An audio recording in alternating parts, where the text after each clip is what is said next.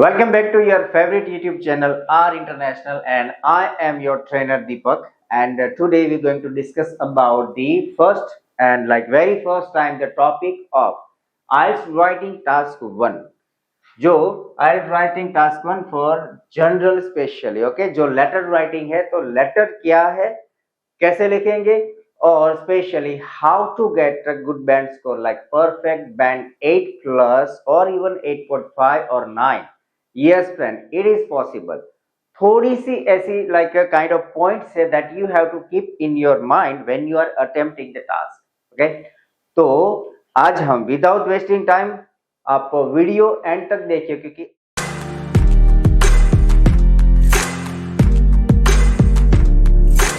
क्योंकि आज के इस वीडियो में आपको सारे के सारी वो टिप्स एंड टेक्निक्स जो थियरी है और जो मैंने मेजोरिटी बच्चों को दिया है और उन लोगों ने गुड स्कोर अचीव किया है इन देयर फर्स्ट अटेम्प्ट, तो सारी के सारी टिप्स एंड टेक्निक्स मैं आपको देने वाला हूँ. So stay tune and keep watching your favourite YouTube channel are international.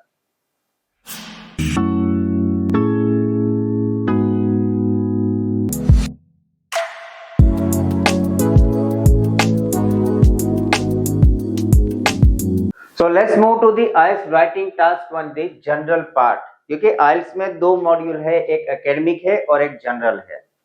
जो मोस्टली बच्चे हायर एजुकेशन के लिए जाते हैं, specially for the further higher education in abroad like US, UK, Canada, Australia, New Zealand, even in Germany, they require IELTS academic module. But especially for immigration purpose, migration from one nation to another, such as for the PR or even recently Canada has introduced for the work permit, they also introduced to requirement of IELTS. तो ये सारे जो reason है वहां हमें चाहिए IELTS general में. इसके इन शॉर्ट जिनको PR चाहिए उसको IELTS देनी है जनरल, और रिक्वायरमेंट है 9888 में. इसके लिसनिंग में चाहिए 9 और बाकी के रीडिंग, राइटिंग एंड स्पीकिंग में चाहिए 8 इन ईच मॉड्यूल. तो आप एक्सप्रेस एंट्री में क्वालिफाई होते हो, और अगर उससे कम है तो प्रोविंशियल नॉमिनेशन प्रोग्राम से या फिर थोड़ा ट्रैफिक में आपको रहना पड़ता है. लेकिन अगर एक्सप्रेस एंट्री में आप क्वालिफाई होते हो, you will get your PR within 6 to 8 months, and that is for sure. So to get PR, to make your dream true, or like majority candidates try तो करते हैं for IELTS जनरल, एक बार, दो बारी, तीन बारी, चार बारी, 5, 10, मैंने तो कई लोगों को देखा कि 10 बार, 15 बार भी देते हैं, फिर भी उन लोगों का स्कोर नहीं आता. तो क्या है ऐसी चीज है कि जो हमें नहीं करनी, और ऐसी कौन सी चीजें हैं जो हम करेंगे तो हमारा स्कोर है वो एक 8 प्लस आराम से आएगा in writing. So let's move to the introduction part first, कि ये general writing task 1 letter exact क्या है, उसे किस तरीके से अटेम्प्ट करेंगे, और क्या ऐसी चीजें हैं जो हमें ध्यान में रखने की जिसकी वजह से हमें 8 plus score in our first attempt guaranteed मिलेगा. ओके, तो ऐसी कुछ tips and techniques. Let's move to the first is the overview. Exactly पहले हम समझते हैं कि ये टास्क है क्या.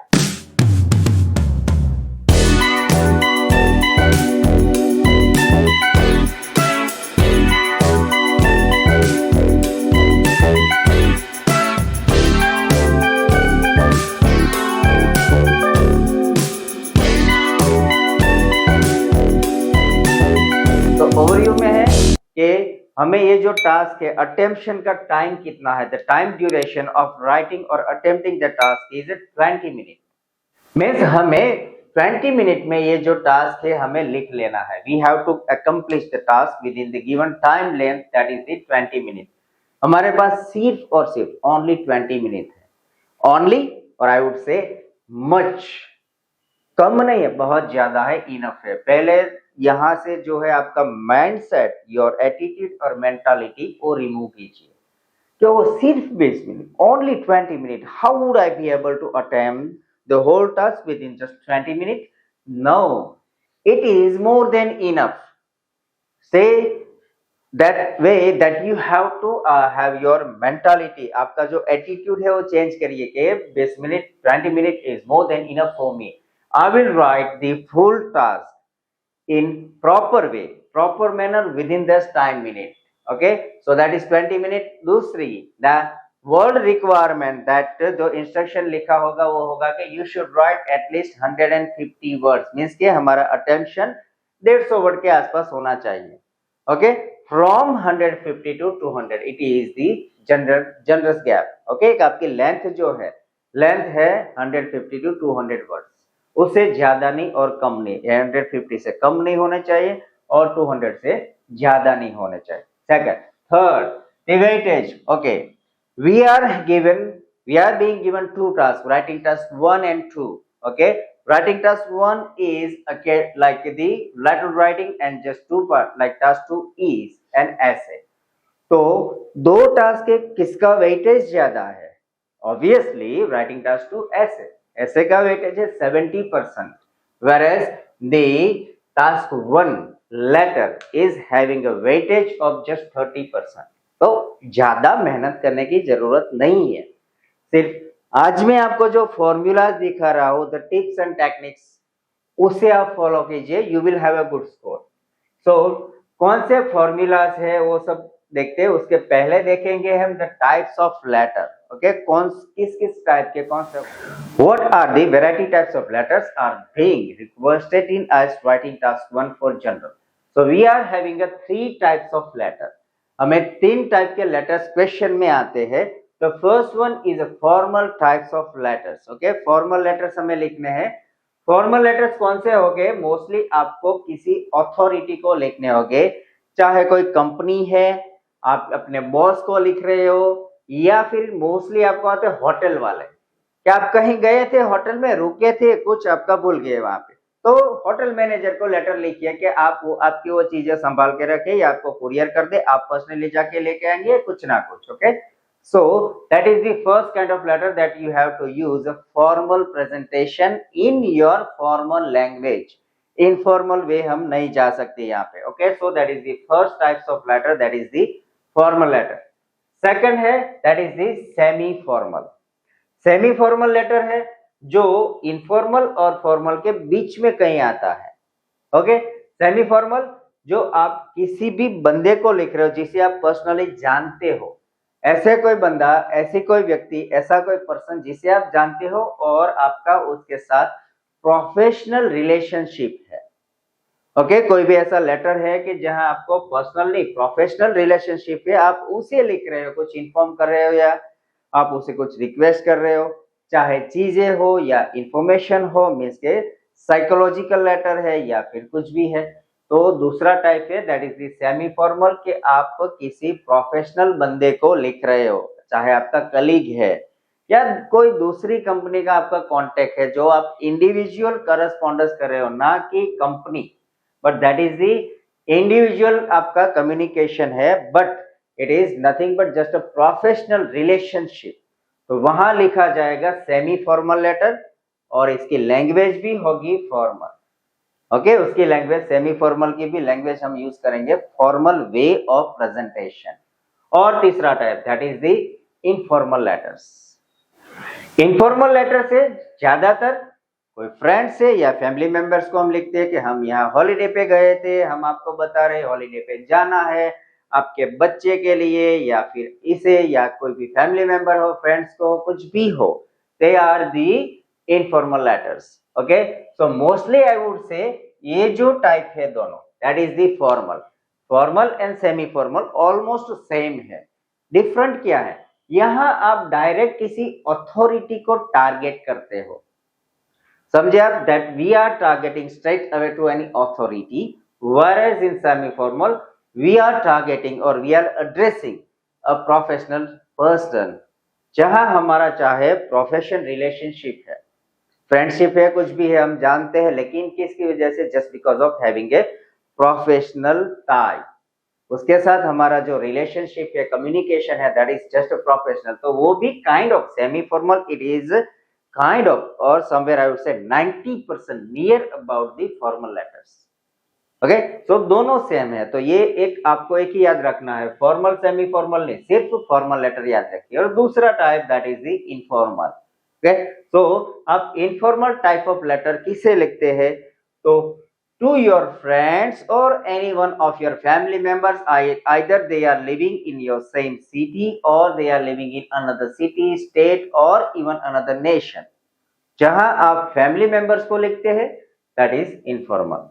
So basically it has three types: the formal, semi formal and the kind of informal.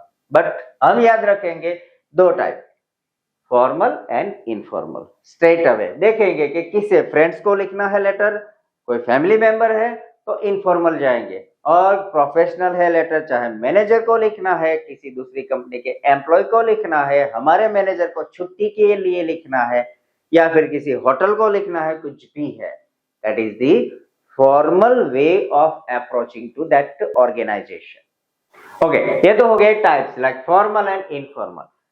B, now this is the time of the extremely important tips or the most valuable tips that most of the students are lacking। वो ध्यान ही नहीं देते, सिर्फ क्या है कि letter देखते हैं, जो क्वेश्चन है उसके नीचे आपको 3 बुलेट पॉइंट दिए होंगे, मीन्स कि आपको जो स्टोरी डेवलप करनी है, स्टोरी डेवलप के लिए आपको 3 बुलेट टॉपिक दिए, तो इनमें से कुछ देख लेंगे, चलो ये है, ये हो के चलो लिखना शुरू कर दे। Not that way. अगर आप ऐसे लिखेंगे, I'm sure your score would be dropped to 6 or even below 6, easily 6 से नीचे ही आएगा आपका। लेकिन there are certain points that you have to keep in your mind when you are either practicing, attempting or when you are sitting really in your live examination। ये थोड़ी चीजें हैं जो आप प्रैक्टिस से ही अपने दिमाग में डाल लीजिए। You have to be more precisely careful for those things। और वो चीजें और कुछ नहीं है, but they are the simple band descriptors, जो ज्यादातर मेजोरिटी आई वुड से ज्यादातर बच्चे ध्यान में नहीं देते। The majority candidates are lacking, they don't know about this things. हाँ, मार्केट में बहुत सारे ऐसे सोर्सेस है जहां पे आपको बैंड डिस्क्रिप्टर दिखाया जाएगा, आपकी कैम्ब्रिज की बुक्स में भी है बैंड डिस्क्रिप्टर, लेकिन एग्जैक्ट रिक्वायरमेंट क्या है? Throughout my entire service, my career as IELTS trainer, because I've been in this field since last 15 to 17 years। बहुत सारे बच्चे मेरे अंदर तैयार हुए, रेडी हुए, और they appeared the test and they received a good score। So for that reason I am giving you the in briefing कि ये सारे चार जो है, 4 पॉइंट, 4 टॉपिक, उसे हम कैसे हमारे राइटिंग में इंप्लीमेंट करेंगे। ध्यान से देखिए, स्किप मत करना। अगर आप सीरियस है, अगर आपको स्कोर चाहिए, if you are looking for a great score or your desired score in your first attempt, you have to understand this। This is nothing but just like a kind of some statistical calculation as well as a sensitivity, or I would say it is a human psychology that you have to understand। तो first देखते हैं, that is the task achievement. Okay, आपको जो question दिया जाएगा, तो task achievement का point ये है, द एक्सप्लेनेशन आई वुड से और द इलस्ट्रेशन इज दैट आपको जो क्वेश्चन दिया गया है, दैट क्वेश्चन आपको पहले तो रीड करना है। Just read out the question properly twice, 3 times, 4 times और इवन 5 टाइम्स, जब तक आप उसे समझते नहीं हो। जब तक आप क्वेश्चन ना समझे, उसके बुलेट टॉपिक से एग्जैक्टली आपको क्या पूछा जा रहा है।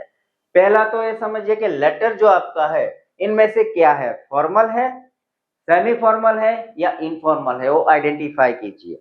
सेकंड, जो आपको स्टोरी लिखनी है, वो story exactly to the point, given point जो आपको पूछी जा रही है, वही आप डेवलप कर रहे हो या फिर कुछ अलग है।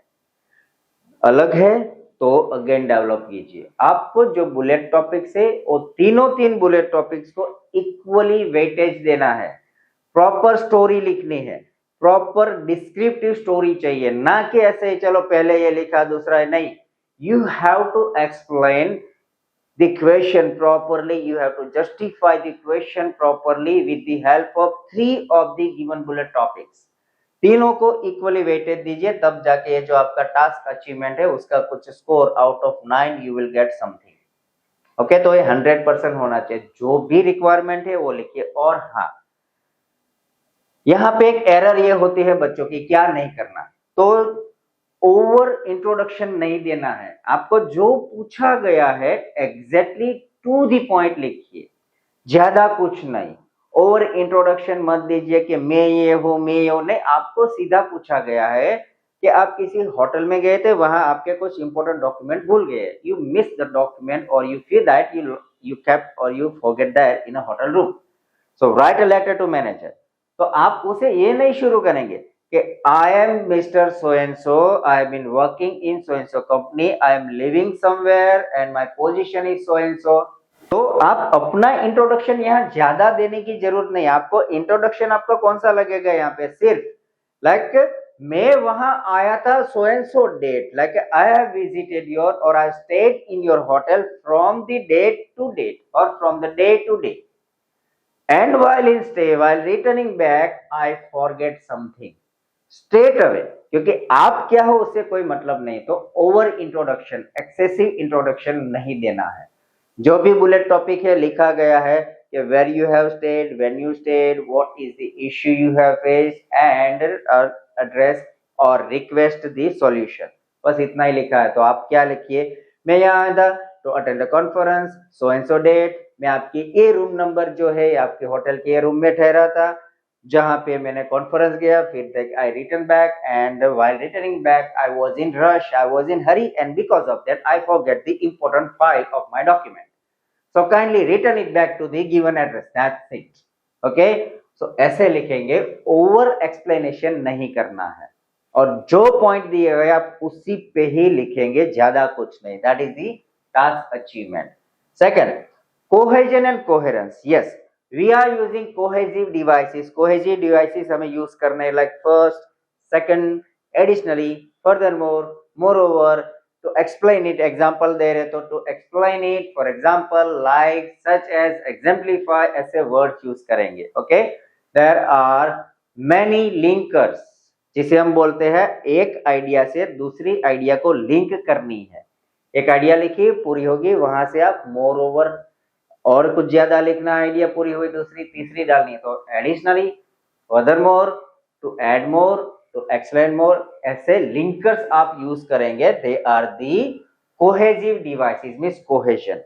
कोहेजन हो गया, then the coherence, the sequence of your story, the psychological sequence of your story.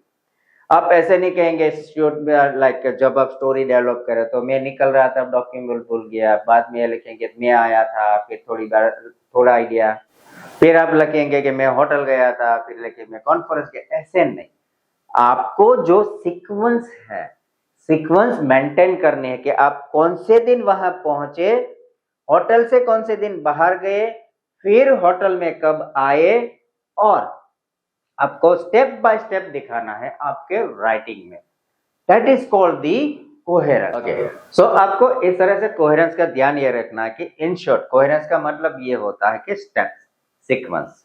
Okay, अगर आपको लेटर ऐसा लिखना है कि कंप्लेन करनी है टू दी होटल और होटल मैनेजमेंट और मैनेजमेंट अथॉरिटी के, आप वहां पे रहे थे, थोड़े दिन रहे और आपको कुछ इश्यू हुआ, तो अब क्या इश्यू है, लाइक कि मुझे समझो कि लाइक वाइल चेक इन कुछ सर्विस नहीं मिली या फिर रूम सर्विस नहीं मिली, फूड नहीं मिला, ये तो ये सारा सीक्वेंस आपको देना है कि when I shift in, when I relocate और when I move into the room, I didn't get this supportive service from the staff while doing check in.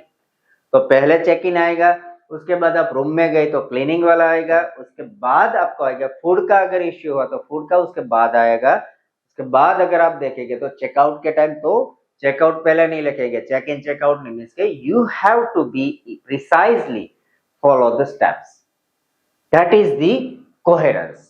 Okay, तो आपको it's not that much difficult, but आपको थोड़ी practice चाहिए। I will let you know in upcoming videos, मैं आपको practically letter लिख के दिखाऊंगा कि कैसे कैसे करना है। Then comes the lexical resources, it is nothing but the words, vocabulary. Vocabulary का पॉइंट आता है तो सारे बच्चे like they start jumping, okay vocabulary तो हम कर लेंगे, नहीं होगा ऐसे। फैंसी वोकैबुलरी मत कीजिए वरना आपका स्कोर गया मान लो। फैंसी वोकैबुलरी से कोई स्कोर नहीं आता, उल्टा ये होता है, we are not that much proficient in English और कहीं से भी ऐसा कुछ फैंसी वर्ड उठा के हमने डाल दिया। सारा जो मीनिंग है ना, कंटेक्सचुअल मीनिंग, ओरिजिनल मीनिंग जो एक फ्लो में जा रहा है तो सारा ब्रीच हो जाएगा। आप कहना कुछ चाहते हो, रीडर जो है वो कुछ और समझेगा।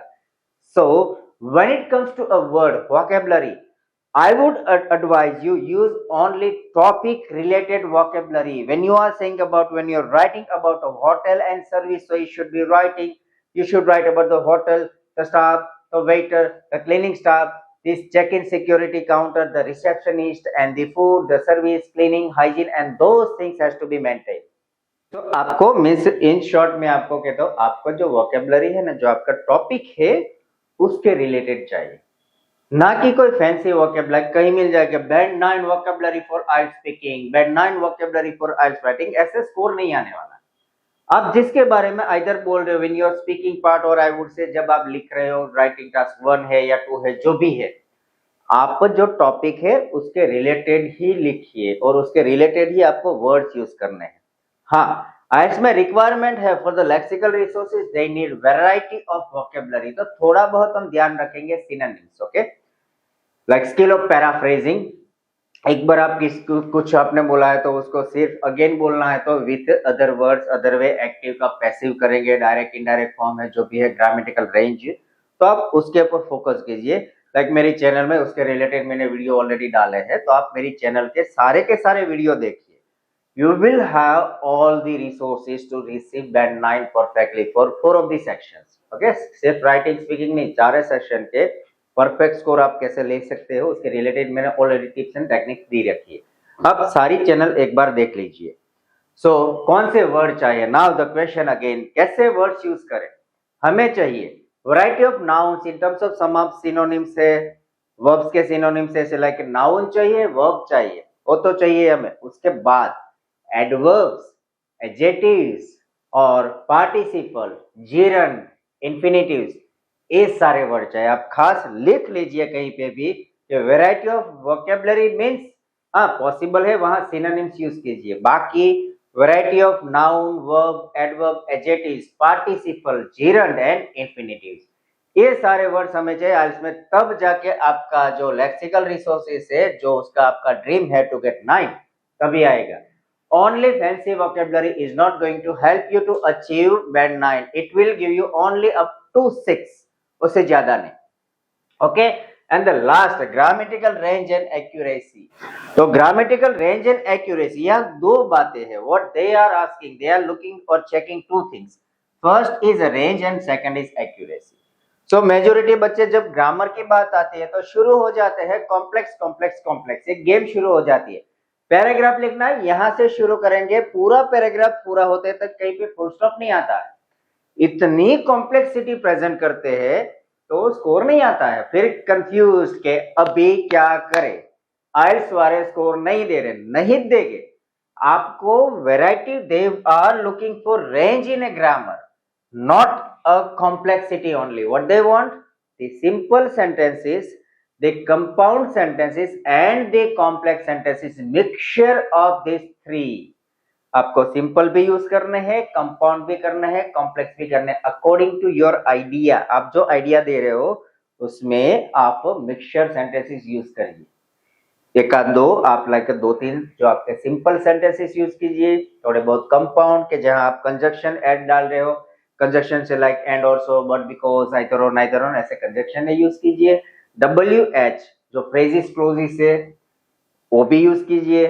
फिर कॉम्प्लेक्सिटी है, इफ वाले क्लोजिस है, not only but also, both, ऐसे जो भी है उसके लिए भी लाइक वेराइटी ऑफ सेंटेंसेस, कौन से सिंपल सेंटेंसेस यूज कर सकते हैं, कंपाउंड कैसे है, कॉम्प्लेक्स कैसे बना सकते हैं, उसके रिलेटेड भी मैंने एक वीडियो परफेक्टली डाला ही हुआ है। आप पूरा वीडियो देखिए, वो भी आपको कैसे सेंटेंसेस चाहिए, एग्जैक्टली रिक्वायरमेंट्स इन आइल्स, वो आपको पता चल जाएगा।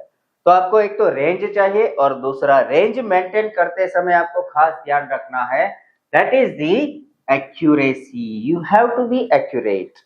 ऐसा ना हो कि आप किसी का कॉपी किया हुआ सेंटेंस डाल रहे हो और ग्रामेटिकली एरर आ रही है, इसके टू बी फॉर्म में इश्यू आ रहा है, वर्ब फॉर्म प्रेजेंट का पास्ट हो गया, पास्ट का फ्यूचर डाल दिया, कुछ ना कुछ एरर, तो 6 बैंड से ज्यादा नहीं आते।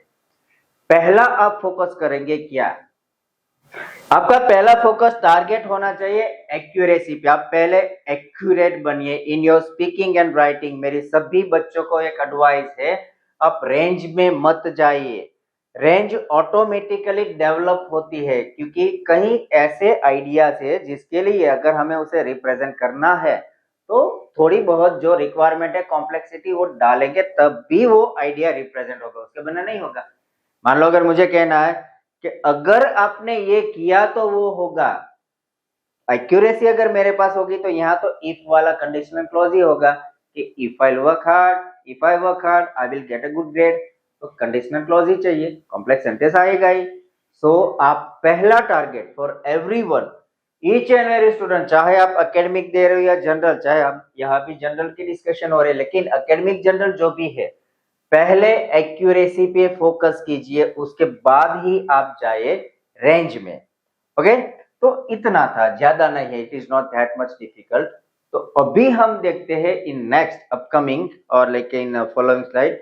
अभी ये जो टास्क है IELTS writing task 1 the letter writing in general module, कैसे अटेम्प्ट करना, स्किप ना कीजिए। अभी भी मैं बोल रहा हूँ कि आप पूरा वीडियो पे साथ में रहिए, stay with me and watch the full video. I'm damn sure you will have a perfect strategy to get band 9. और let's move towards the how to attempt a task. कैसे अटेम्प्शन करना इजी है। आपने अगर लाइक इसकी थोड़ी बहुत theory समझ ली तो आई वुड से आपका आराम से स्कोर आ जाएगा। 9 band is possible in writing task 1 and 2 both possible है। माइंड से एक आप निकाल दीजिए कि हम गुजराती मीडियम वाले बच्चे हैं, हम हिंदी मीडियम वाले हैं, हमारे घर पे कोई इंग्लिश बोलता नहीं तो हमें थोड़ी आएगा स्कोर। ये जो मेंटालिटी है, आपका एटीट्यूड है, उसे निकाल फेंकिए। और एक एवरेजली सर्वे हुआ है और averagely like through out my entire service मैंने भी ये नोटिस किया है, इंग्लिश मीडियम वाले बच्चे एवरेज आई वुड से लाइक 6.5 7.75 से लाइक आगे नहीं जाते हैं। लाइक उसका कोई गलती नहीं है, लेकिन पॉइंट इज दैट के उसके फर्स्ट लैंग्वेज कंसीडर की जाती है और that is first language is always considered to be having a number of errors. But हम जो है अदर मीडियम, क्योंकि मैं भी गुजराती मीडियम से पढ़ा हूं, तो हम जो सेकंड लैंग्वेज सीखते हैं फ्रॉम द बेस, हमारे मैच्योरिटी एज के साथ सीखते हैं, तो सारा का सारा हम ईच एंड एवरी पॉइंट, चाहे ग्रामर हो, लिटरेचर हो, कुछ भी हो, ध्यान रखते हैं। तो ज्यादातर जिन जिन बच्चे के अच्छे द गुड और I would say the best score 8 and plus, majority are belonging from Gujarati और हिंदी मीडियम बैकग्राउंड या लोकल लैंग्वेज बैकग्राउंड होते हैं उसके। तो आप ये माइंड से निकाल दीजिए। ओके चलो अभी देखते हैं कि क्या करना है। सिंपल है, शॉर्ट एंड स्ट्रेट फॉरवर्ड आपको दिखाता हूँ। पहला स्टेप है आपको क्या करना है। तो आपके पास जब भी क्वेश्चन पेपर आता है तो पहले तो पैनिक फ्रस्ट्रेट नहीं होगे, रिलैक्स रहिए। आप जब भी टेस्ट में जाते हो, मेजॉरिटी बच्चों का यही होता है, प्रिपरेशन करते हैं, बहुत अच्छी करते हैं, क्लास में परफॉर्मेंस भी अच्छा होता है, लेकिन जब टेस्ट सेंटर पे जाते हैं फुस हो जाता है। वो ना अभी दिवाली का टाइम है, दिवाली का पटाखा जो है जलाते हैं लेकिन जलता नहीं, फुस हो जाता है। ऐसे आपका ना हो, ध्यान रखिए, एटीट्यूड मेंटेन कीजिए, आपका कॉन्फिडेंट रखिए। It is a test of not only your literacy level, it is not a test of your only linguistic ability, it is a test of your confidence, it is a test of your attitude।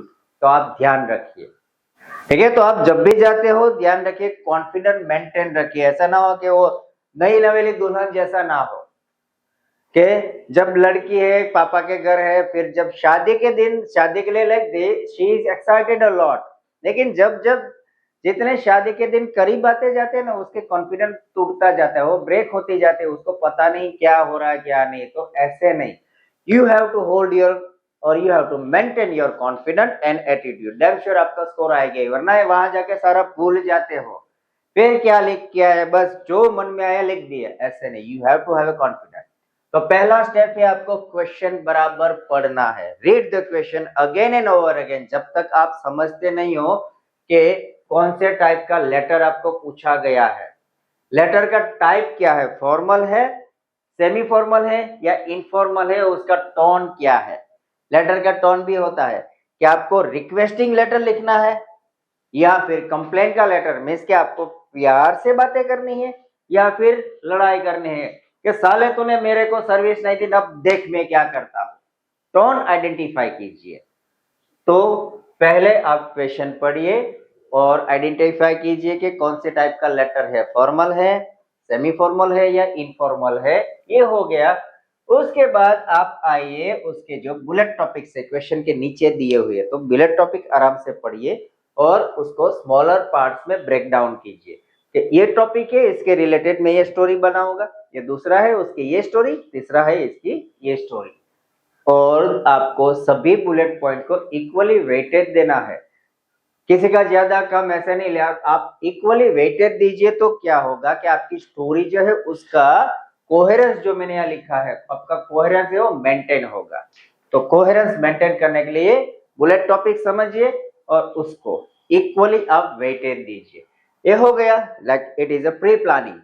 अभी आप कीजिए plan शुरू कीजिए, क्या करना है। तो पहला आप लिखेंगे शुरुआत, जो first letter first line that you are going to write is about your opening part और ग्रीटिंग पार्ट्स। क्या आपका लेटर फॉर्मल है, इनफॉर्मल है, सेमी फॉर्मल है, उसके अकॉर्डिंग आप यहाँ लिखेंगे। अगर मान लो आपको फॉर्मल है, किसी कंपनी को कोई एम्प्लॉय है, ऑफिसर है, सीनियर है, उसे लिख रहे हैं तो डियर सर और मैडम, रिस्पेक्टेड सर और मैडम, आप आपका टोन यूज कर सकते हो।